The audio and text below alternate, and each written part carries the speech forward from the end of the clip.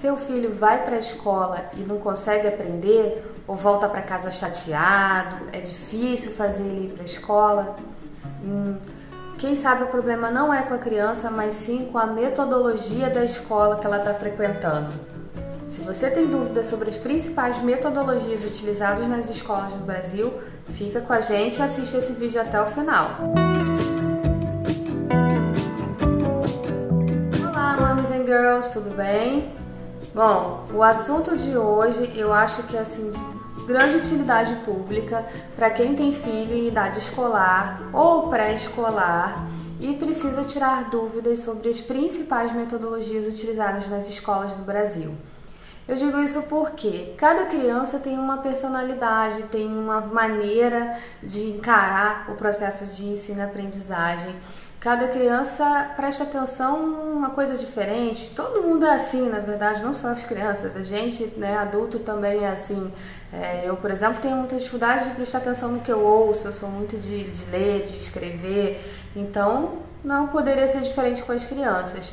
Então, eu resolvi falar um pouquinho sobre metodologias de ensino utilizadas nas escolas do Brasil, para você aí de casa pensar um pouquinho e refletir o que fica melhor, o que se encaixa melhor no perfil da sua criança. Então, eu vou começar falando da metodologia tradicional, que é a mais conhecida aí. Tá? A metodologia tradicional é aquela que a gente já conhece lá dos nossos tempos, dos tempos da vovó, né? Que é ali o professor transmitindo o conhecimento pronto para o aluno, né? É aquela transmissão verbal do conhecimento, ou também por meio de livros e outras atividades, mas assim, aquela coisa mais formal, aquela coisa mais de entregar o conhecimento pronto para o aluno, né? É a metodologia, assim, que eu posso dizer que ela é mais útil, vamos dizer assim, já dando, sem querer dar minha opinião, mas já dando. Quando já é nem uma criança mais, né, um adolescente ali no ensino médio, se preparando para um Enem, uma coisa assim, aí até mais vale. Para uma criança em educação infantil e tudo mais, a gente já sabe que é um pouco mais chato. Mas existem muitas escolas, onde eu moro, por exemplo, todas as escolas utilizam a metodologia tradicional. Fora aquelas que não têm metodologia. Aconteceu comigo, eu cheguei numa escola para visitar aqui, perguntei, não, qual a metodologia de vocês? Aí a menina que estava nos atendendo, né, falou, não, aqui a gente usa a metodologia do amor. Eu, oi? Né? O que seria isso? Mas enfim, fecha parênteses, vamos para a próxima metodologia. A próxima que eu queria comentar é o construtivismo, do famoso Jean Piaget. Como o próprio nome diz, o construtivismo é pautado na construção do conhecimento. No construtivismo, o professor ele é um facilitador para que o aluno construa o conhecimento. Então, ele não entrega um conhecimento pronto para o aluno. Então, já é um passo à frente em relação à metodologia tradicional. No construtivismo, você não entrega, você coloca o aluno para pensar. Então já é um pouco mais interessante, envolve atividades mais lúdicas, envolve um pouco mais da criatividade da criança, enfim, estimula a pessoa a pensar sozinha. O próximo método que eu queria comentar é o montessoriano. O método montessoriano está bastante na moda ultimamente. Muita gente fala em ambientes, né, montessorianos, monta um quartinho montessoriano para o meu filho, mas nem sempre a pessoa tem bem uma noção da profundidade do método montessoriano. A pessoa às vezes acha que é só aquela questão, é tudo acessível, a estimular a independência da criança, um ambiente montessoriano tem que ter um espelho para a criança se ver, se observar e tal, mas vai um pouco além. A metodologia montessoriana é pautada em 6 pilares, aí eu vou olhar aqui a minha colinha porque obviamente eu não sei tudo de cabeça. Um deles é a autoeducação, que é o quê? É o aprendizado sozinho, né? O autoaprendizado. O adulto que está ali, o professor, né, a pessoa que está ali acompanhando, ela vai dar um empurrãozinho, né? Mas é a própria criança que vai aprender por ela mesma com as experiências. Por isso tem que estar tudo bastante acessível ali no ambiente. O outro pilar é a educação cósmica. Como assim? Oi, o que é educação cósmica? Não é uma coisa, né, do sobrenatural, não. Quer dizer o que com esse termo? É que tudo está interligado. A criança tem que entender que os conhecimentos não estão isolados, não existem por si só isolados, mas sim que tudo está interligado. É uma ideia realmente muito interessante que estimula uma percepção melhor de mundo, né? Que está tudo interligado realmente. O outro é a educação como ciência. Como assim? O educador tem que entender que o papel dele, o que ele está fazendo, a forma dele atuar é uma ciência, não é uma coisa assim que ele tira da cabeça dele. É uma ciência, tem uma metodologia, tem estudos, tem que ter de onde vim para onde vou, enfim, tem que ter uma forma bem estruturada. A educação é uma ciência. O outro pilar é o ambiente preparado. Esse é o pilar mais conhecido da metodologia montessoriana, como eu falei, que é o que? O ambiente tem que estar amigável para a criança, tudo tem que estar acessível, ela tem que se sentir acolhida, ela tem que se sentir parte daquele ambiente, ela tem que perceber que tudo ali foi preparado para ela. Então a altura dos móveis, né? Os livros têm que estar acessíveis, o ambiente tem que ser um ambiente amigável para a criança. O outro pilar é o adulto preparado. Como assim? O educador tem que entender que o papel dele não é entregar o conhecimento, é estimular, é fazer a criança ter essa criatividade, é a criança se sentir estimulada para o aprendizado. Então, o adulto, que é o facilitador ali, ele tem que também estar preparado e estar dentro dessa vibe ali da metodologia. E o último pilar é o pilar da criança equilibrada. O que isso quer dizer? A criança focada, a criança concentrada para construir o seu conhecimento.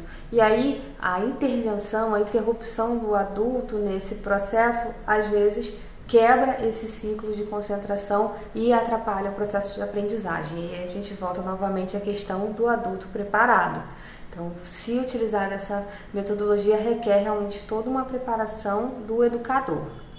Então, passamos aí pela metodologia montessoriana. A próxima que eu queria comentar é o método Waldorf, não sei bem como é que é a pronúncia, mas é uma metodologia também bastante conhecida. Ela também trabalha com 3 pilares, também vou olhar na minha cola, que é o pensar, querer e agir. Ela também é uma metodologia mais avançada, também nesse sentido de a criança produzir o conhecimento, ela pensar por ela mesma. O objetivo dela é formar indivíduos livres e plenamente responsáveis. Tá? Então é uma coisa que assim, vai além meramente do conhecimento formal, né? De estudar português, matemática, ciência, geografia, história, enfim. Então é uma formação global do indivíduo. E aí uma coisa interessante sobre o método Waldorf é que até os 14 anos as crianças são acompanhadas por professores em turmas, né, em grupos, conforme a gente já conhece normalmente. A partir daí, no ensino médio, elas são acompanhadas de forma individual por um tutor. Então aí o acompanhamento fica muito mais personalizado, muito mais individualizado, o que torna também bastante interessante o método. Uma outra coisa interessante sobre o método Waldorf é que, como eu disse, ele é uma formação global do indivíduo, então ele trabalha bastante com outras atividades complementares, como música, teatro, para formar o indivíduo como um todo. Eu acho muito interessante o método, porque contribui para a formação do indivíduo. Ele não é só aquele conhecimento formal ali de sala de aula, né? A gente sabe que para qualquer trabalho aí fora, para o mundo aí fora, a gente precisa muito além daquele conhecimento formal que a gente adquire lá nas fileiras escolares. Então eu acho bem interessante também esse método. Próximo que eu queria comentar também é bastante conhecido aí, também passou um tempo aí bastante na moda por conta de alguns livros bem famosos, é a escola francesa. A escola francesa, ela é pautada em valores da Revolução Francesa: igualdade, liberdade e fraternidade. Ela é também conhecida como ensino humanizado, tá? Ela estimula bastante a independência da criança, a exemplo da metodologia montessoriana, também do método Waldorf e tudo mais, principalmente a montessoriana, né? Mas ela tem uma abordagem mais humanizada, ela utiliza atividades mais lúdicas. Uma outra coisa interessante é que ela é bastante focada na comunicação. Ela é muito focada na comunicação, é muito focada em ensino de vários idiomas, que é uma coisa bem interessante, estimula várias áreas do conhecimento da criança, mas principalmente focada na comunicação. Por que eu particularmente sou fã dessa escola? Nesse aspecto da comunicação, a gente percebe bastante precariedade no ensino, principalmente no ensino tradicional.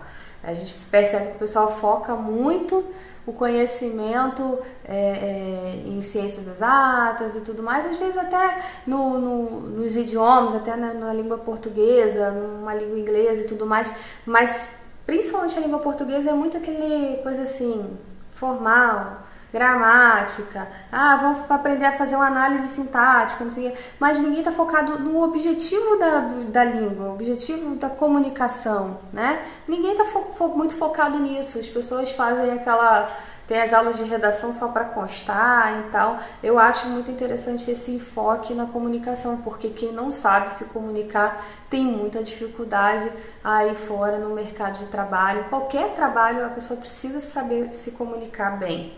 Então, eu acho muito interessante esse aspecto na escola francesa. Um outro aspecto interessante na escola francesa é que ela utiliza jogos, ela utiliza atividades diferenciadas para o ensino, por isso ela é conhecida como um ensino humanizado, tá? Então, fica a dica, método bastante interessante. Por último, eu queria falar do método Doma. O método Doma não é tão conhecido, né? Não é de amplo conhecimento. Algumas pessoas que têm contato com ele, porque ele nasceu para atender crianças especiais. Então, ele foi um método criado inicialmente para auxiliar no desenvolvimento de crianças portadoras de alguma deficiência ou crianças com dificuldades de aprendizagem. Entretanto, com o tempo, percebeu-se que ele poderia ser utilizado como uma metodologia de ensino como qualquer outra.